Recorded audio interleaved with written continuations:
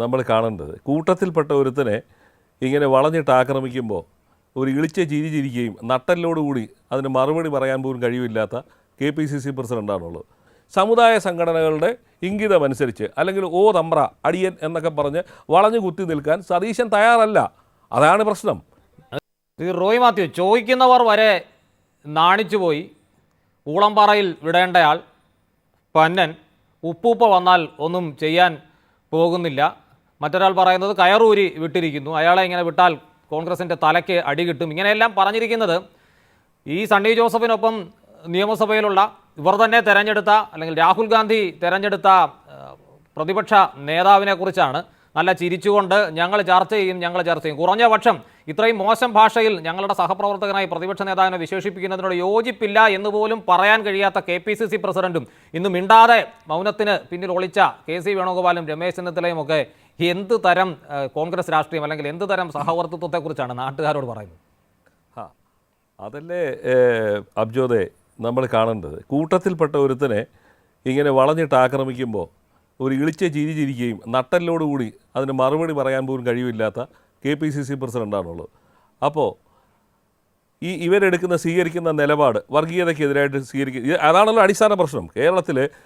കേരളത്തെ വർഗീയമായി ചേരിതിരിക്കണോ എന്നുള്ള പെർട്ടിനൻ്റായ ഒരു ക്വസ്റ്റ്യന് മറുപടി പറയാൻ ബാധ്യതയുള്ള KPCC പ്രസിഡൻ്റാണ് ഞങ്ങളെല്ലാം ചർച്ച ചെയ്യും ഇളിച്ചുകൊണ്ടിരിക്കുന്നത് ഇല്ലേ? ഇത് തെളിയിക്കുന്നത് എന്താണ്?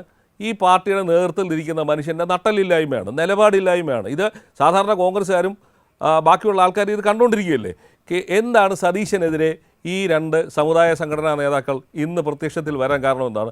സതീശൻ ഈ കഴിഞ്ഞ ദിവസം പറഞ്ഞ വർഗീയതയ്ക്കെതിരായിട്ടുള്ള നിലപാട്, അതായത് ജനങ്ങളെ തമ്മിൽ ഭിന്നിപ്പിച്ച് അവർക്കെതിരെ വർഗീയമായ പ്രസ്താവനകൾ നടത്തുന്നവരെ പൊന്നാട അടിക്കരുത്, അവരെ നിങ്ങൾ കാറിൽ കയറ്റരുത്. അതാരുടെ പേര് പറഞ്ഞിട്ടൊന്നുമില്ല.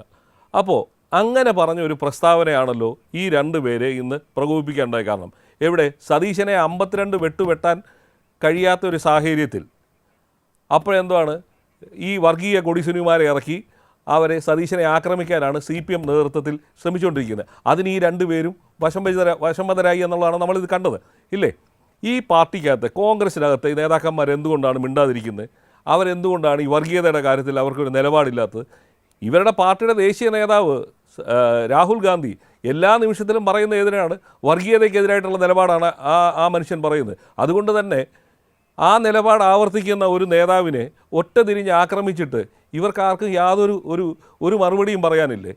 അതാണ് നമ്മൾ കാണേണ്ടത്. അപ്പോൾ ഇതിൻ്റെ പിന്നിൽ ഇവർക്കും എന്തൊക്കെയോ അജണ്ടയുണ്ടെന്ന് തോന്നിപ്പോകും. കാരണം ഈ 2024 ലോക്സഭാ തെരഞ്ഞെടുപ്പിന് ശേഷം, ഇപ്പോൾ കഴിഞ്ഞ പഞ്ചായത്ത് ഇലക്ഷന് ശേഷം ഉണ്ടായ UDFനുണ്ടായ ഒരു മുന്നേറ്റം, അതിൻ്റെ മുന്നണിയിൽ അതിനെ നയിക്കുന്ന ഒരാളെന്ന നിലയിൽ സതീശന് കിട്ടിയ അഡ്വാൻറ്റേജസ് അത് ഇവരെ എല്ലാവരെയും അസ്വസ്ഥരാക്കുന്നുണ്ട്.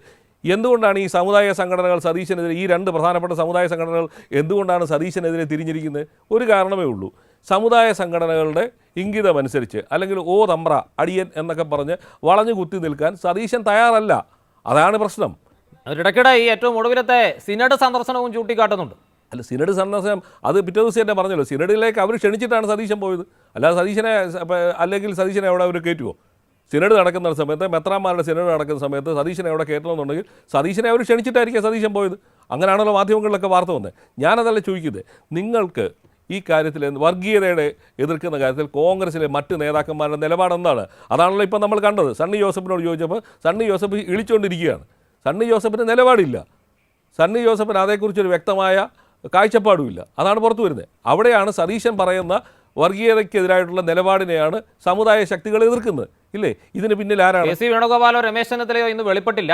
ഇപ്പോൾ പറയുമ്പോൾ ശ്രീ റോയ് മാത്യു, കോൺഗ്രസ് അനുഭാവിയോ ഏതെങ്കിലും കാലത്ത് ആ നിലയിലുള്ള മാനസിക നില ഉണ്ടായിരുന്ന ഒരാളല്ല ഞാൻ. പക്ഷേ പുറത്തുനിന്ന് ഒരു രാഷ്ട്രീയ പാർട്ടി, അതിപ്പോൾ CPM ആയാലും BJP ആയാലും കോൺഗ്രസ് ആണെങ്കിലും നോക്കുമ്പോൾ അതിൻ്റെ യുവജന വിദ്യാർത്ഥി സംഘടനകളൊക്കെ ഉണ്ടല്ലോ, തങ്ങളുടെ ഒരു നേതാവിനെ റോഡിലിട്ട് പട്ടി അടിക്കുന്ന മാതിരി വാക്കുകൊണ്ടാണെങ്കിലും അടിക്കുമ്പോൾ ഈ യൂത്ത് കോൺഗ്രസിൻ്റെയും KSUവിൻ്റെയും ഒക്കെ ഭാരവാഹികൾ എന്ത് ചെയ്യുകയാണ്? ഈ പണി നിർത്തി പോകുന്നതല്ലേ അവർക്ക് നല്ലത്? അല്ല അബ്ജോദെ, ഈ മൂത്ത കോൺഗ്രസ്സുകാർ മിണ്ടാതിരിക്കുമ്പോൾ യൂത്ത് കോൺഗ്രസ്സുകാർ മിണ്ടുവോ? ഞാനതല്ലേ പറഞ്ഞേ, കേരളത്തിലെ കോൺഗ്രസിൻ്റെ അധ്യക്ഷനോടാണ് ഇന്ന് ഈ മാധ്യമപ്രവർത്തകർ ഈ ചോദ്യങ്ങളൊക്കെ ചോദിച്ച് അയാളുടെ നാക്കിൽ നിന്ന് ഞങ്ങൾ ഈ പ്രസ്താവനയോട് അനുകൂലിക്കുന്നില്ല എന്ന് പോലും പറയണ്ടേ? അയാൾ എന്താണ് അവിടെ പറഞ്ഞുകൊണ്ടിരുന്നത്? അയാൾ ചിരിച്ചുകൊണ്ടിരിക്കുകയായിരുന്നു. അയാൾക്ക് യാതൊരു നിലപാടുമില്ലേ? അപ്പോൾ ഈ സാധാരണക്കാർ ചോദിക്കുന്ന ഒരു ചോദ്യം ഇതാണ്. ഈ പാർട്ടിയിലെ പെട്ട ഒരു പ്രധാനപ്പെട്ട നേതാവിനെ വർഗീയതയ്ക്കെതിരായ ഒരു നിലപാട് അല്ലാതെ അയാൾ വേറെ ഒരു കാര്യം പറഞ്ഞിട്ടില്ല. വർഗീയതയ്ക്കെതിരായിട്ടൊരു നിലപാട് സ്വീകരിച്ചതിൻ്റെ പേരിലാണ് ഈ സമുദായ സംഘടനാ നേതാക്കന്മാർ ഇങ്ങനെ ആക്രമിക്കുമ്പോൾ മിണ്ടാതിരിക്കുകയാണ്. ഒന്നത് വലിയ നിലപാട് പറയാനൊക്കെ പേടിയായിരിക്കും, പക്ഷേ കുറഞ്ഞ പക്ഷം ഈ ഭാഷയിൽ ഞങ്ങളിൽ ഒരുത്തനെ ആക്രമിക്കുന്നതിനോട് യോജിപ്പില്ലെന്ന് പറയാനുള്ള മിനിമം മര്യാദയെങ്കിലും കാണിക്കാമല്ലോ. അതല്ലേ അബ്ജോദെ പറയുന്നത്. അതിന് രണ്ട് കാര്യമാണ് നിങ്ങൾക്ക് വേണ്ടത്. ഒന്ന് നട്ടല് അല്ലെങ്കിൽ നിലപാട്. ഇത് രണ്ടുമില്ല. ഉണ്ടെങ്കിൽ ഇത് പറയത്തുള്ളൂ. വേറെ ഏതെങ്കിലും രാഷ്ട്രീയ പാർട്ടിയിലുള്ള നേതാക്കന്മാർക്കെതിരെയാണ് അവർ പറയത്തില്ലേ. ഇത് നമ്മൾ ഇവിടെ കാണേണ്ട എവിടെയാണ് ഇതിൻ്റെ പിന്നിലെ പ്രേരക ശക്തി ആരാണ്? ആ ഒരു പ്രേരക ശക്തിയെ നമ്മളിന്ന് കണ്ടല്ലോ. CPM 1985-86 കാലം മുതൽ കേരളത്തിൽ ഇസ്ലാമോഫോബിയ എന്ന ഒരു ആൾക്കാരുടെ ഇടയിലേക്ക് ഭീതി ജനിപ്പിക്കുന്ന തരത്തിലാണ് ഇത് പണി തുടങ്ങിയിരിക്കുന്നത്. നമ്മൾ അന്ന് കണ്ടതാണ് അഖിലേന്ത്യാ ലീഗിനെ ഇടതുപക്ഷ മുന്നണിയിൽ നിന്ന് പുറത്താക്കിക്കൊണ്ട് EMS തുടങ്ങി വെച്ച ഈ ഭൂരിപക്ഷ വർഗീയത. അതാണ് ഇപ്പോൾ സജി ചെറിയാൻ വരെ എത്തി നിൽക്കുന്നത്.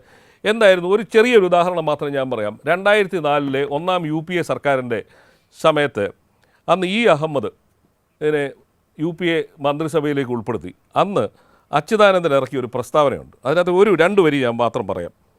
ജനങ്ങളുടെ ചങ്കിന് നേരെ ഉണ്ടായ കുത്തായി മാത്രമേ മുസ്ലിം ലീഗിനെ മന്ത്രിസഭയിൽ ഉൾപ്പെടുത്തിയ നടപടിയെ വിലയിരുത്താൻ കഴിയുള്ളൂ.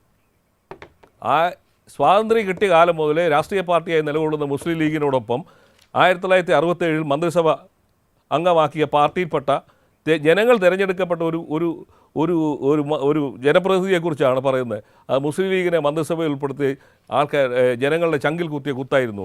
അതിനുശേഷം നമ്മൾ കണ്ടില്ലേ, വേങ്ങര ഉപതെരഞ്ഞെടുപ്പിന് ശേഷം കടകംപള്ളി സുരേന്ദ്രൻ പറഞ്ഞു കണ്ടില്ലേ, മലപ്പുറത്ത് എല്ലാം വർഗീയമായിട്ടാണ് ചിന്തിക്കുന്നതെന്ന് പറയുന്നു. ഇപ്പോൾ സജി ചെറിയാൻ പറഞ്ഞത് തന്നെയാണ്. കാസർഗോഡ് ആൾക്കാരുടെ ആറ്റിറ്റ്യൂഡ് എന്താണ്, മലപ്പുറത്തെ എന്തുമാണ്. ഇതല്ലേ 2019 ലോക്സഭാ തെരഞ്ഞെടുപ്പ് കാലത്ത് മോദി പറഞ്ഞത്. ചിലരുടെ വസ്ത്രങ്ങൾ കാണുമ്പോൾ നമുക്കറിയാം, ചിലരുടെ മറ്റ് BJP നേതാക്കൾ പറഞ്ഞ എന്താണ്, ചിലരുടെ മുണ്ട് പോക്കി നോക്കിയാൽ അവരെ ആരാണെന്ന് അറിയാൻ പറ്റും. ഇല്ലേ? അതിന് സമാനമായ കാര്യമല്ലേ സജി ചെറിയാൻ പറഞ്ഞ്. പേര് കണ്ടാൽ അറിയാമെന്ന്. മലപ്പുറത്തെയും കാസർകോട്ടെയും ജയിച്ച ജനപ്രതിനിധികളുടെ പേര് നോക്കുമെന്ന് മതേതര പാർട്ടിയെന്ന് അവകാശപ്പെടുന്ന ഒരു രാഷ്ട്രീയ പാർട്ടിയുടെ ബാനറിൽ മന്ത്രിയായി ഒരാൾ വന്നു നിന്ന് പരസ്യമായി പറയാൻ ഈ കേരളത്തിൽ ധൈര്യം കാണിക്കുന്നു എങ്കിൽ അതിനർത്ഥം അതും അദ്ദേഹം തെരഞ്ഞെടുത്ത 2 ജില്ലകളാണ്. വേണമെങ്കിൽ വിശാല അടിസ്ഥാനത്തിൽ നമുക്ക് പറയാം, കേരളത്തിൽ എക്കാലത്തും സാമുദായിക താല്പര്യങ്ങൾ ഉണ്ടായിട്ടുണ്ട്. ഓരോ മണ്ഡലത്തിലെയും ഭൂരിപക്ഷമുള്ള സമുദായ അംഗങ്ങളുടെ താല്പര്യം പരിഗണിച്ചിട്ടുണ്ട്. അങ്ങനെ അല്ലാതെ അപൂർവം ചിലപ്പോഴേ ഉണ്ടായിട്ടുള്ളൂ. അങ്ങനെയല്ലല്ലോ, മലപ്പുറത്തും കാസർഗോഡും ജയിച്ച ആളുകളുടെ പേര് നിങ്ങളൊന്ന് നോക്കാൻ. റോയ് മാത്യു അങ്ങ് കലക്കുകയാണ്. ഈ കലക്ക വെള്ളം അത് എത്ര വിഷം കലക്കിയാലും അത് കുടിച്ചാരെങ്കിലും മരിച്ചാലും വേണ്ടില്ല എന്നാണ് ചില രാഷ്ട്രീയ നേതാക്കൾക്കും ചില രാഷ്ട്രീയ പാർട്ടികൾക്ക് തന്നെയും ചില സാമുദായിക സംഘടനാ നേതാക്കൾക്കുമൊക്കെ ഉള്ളത് എന്ന് തോന്നും. ഇങ്ങനെ കലങ്ങി തെളിയുമോ അതോ എന്തായിരിക്കും അവശേഷിക്കുക? കേരളത്തിലെ ജനങ്ങൾ അത്ര മണ്ടന്മാരൊന്നുമല്ലേ. ഈ സമുദായ നേതാക്കന്മാരുടെ ഈ ഭീഷണിയും ഇവർ പറയുന്ന അജണ്ട അനുസരിച്ച് നീങ്ങുകയാണെങ്കിൽ കേരളത്തിൽ എങ്ങനെയാണ് ഈ രാഷ്ട്രീയ പാർട്ടികൾ പലപ്പോഴും ഭരണമാറ്റങ്ങൾ ഉണ്ടാവുകയൊക്കെ ചെയ്തിട്ടുള്ളത്. ഇവരിങ്ങനെ സ്വയം നമ്മുടെ ഈ കൊയ്ത്ത് കഴിഞ്ഞ പാടത്ത് കുണ്ടികുലുക്കം പക്ഷി എന്ന് പറയുന്ന പക്ഷി വന്നിരിക്കുന്നത് കണ്ടിട്ടില്ലേ? അത് ധരിച്ചു വെച്ചിരിക്കുന്ന അത് കുണ്ടി കുലുക്കുന്നതുകൊണ്ടാണ് ഈ ഭൂഗോളം തിരിയുന്നതെന്ന് വിചാരിക്കുക. അതേപോലെയാണ് ഈ സമുദായ നേതാക്കന്മാരുടെ ഡയലോഗുകൾ മുഴുവൻ. ഇവർ വിചാരിച്ചാൽ എവിടെയാണ് ഇവരിങ്ങനെ ഈ കോൺഗ്രസിനകത്ത് ആണത്തമുള്ള അല്ലെങ്കിൽ ആണത്തമല്ല നട്ടലുള്ള നിലപാടുള്ള ഒരു സംഘം ആൾക്കാരുണ്ടായിരുന്നെങ്കിൽ ഇവരാരും ഇന്ന് വാ തുറക്കത്തില്ലായിരുന്നു.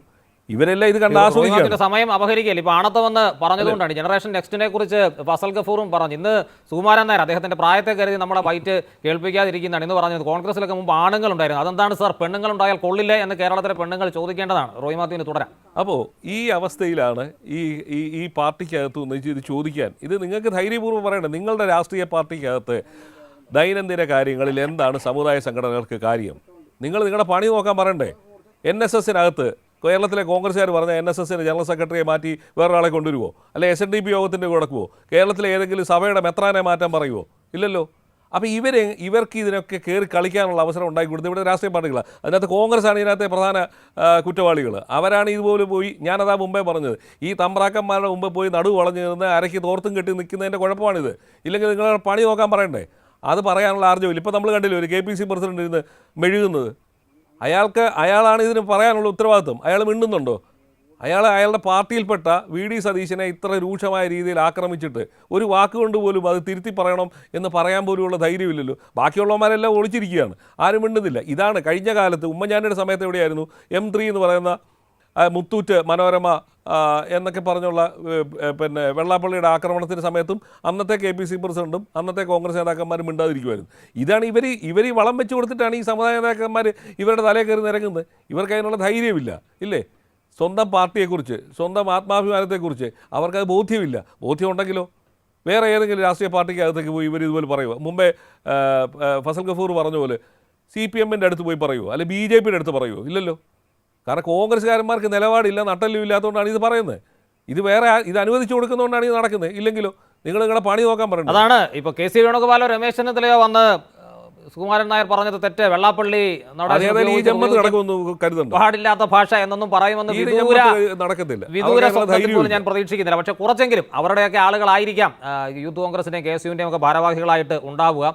കുറച്ചെങ്കിലും ചങ്കുറപ്പ് അവർക്കുണ്ടാകുമെന്നാണ് പൊതുവെ അവരുടെ പ്രായം കൊണ്ട് പ്രതീക്ഷിക്കുന്നത്. സത്യത്തിൽ അവർ ഈ പണിക്ക് ചേർന്നതല്ല എന്ന് അവർ ആവർത്തിച്ച് തെളിയിച്ചുകൊണ്ടിരിക്കുകയാണ് പല കാരണങ്ങൾ കൊണ്ട്. ഒറ്റ കാര്യം പറഞ്ഞ് അവസാനിപ്പിക്കാം. ഒരു അഭ്യർത്ഥനയാണ്. അതിപ്പോൾ വെള്ളാപ്പള്ളി നടേശനോടും സുകുമാരൻ നായരോടും, ഇനി ഏതെങ്കിലും ബിഷപ്പുമാരുണ്ടെങ്കിൽ അവരോടും, ഏതെങ്കിലും മുസ്ലിം സമുദായ നേതാക്കളുണ്ടെങ്കിൽ അവരോടും, എല്ലാവരോടും ചേർന്നുള്ള ഒരു അഭ്യർത്ഥനയാണ്. തെരഞ്ഞെടുപ്പ് വരും, ആരെങ്കിലും ജയിക്കും, ആരെങ്കിലും മുഖ്യമന്ത്രിയാകും, ആരെങ്കിലും ഒക്കെ തോൽക്കും. പക്ഷേ ഈ കേരളത്തെ നമ്മൾ പലരോടും പറഞ്ഞ് അവകാശപ്പെടുന്ന, അഭിമാനിക്കുന്ന ഒരു കേരളമുണ്ടല്ലോ, ആ കേരളത്തെ കുറച്ചെങ്കിലും ബാക്കി വെച്ചേക്കണം. അധികാര ദുരമൂത്ത സജി ചെറിയാന്മാർക്ക് തോന്നുമ്പോൾ പേരിൽ ജാതിയും മതവും കാണുന്നവർക്ക് വേണ്ടി പൂർണ്ണമായും അങ്ങ് വിട്ടുകൊടുക്കരുത്.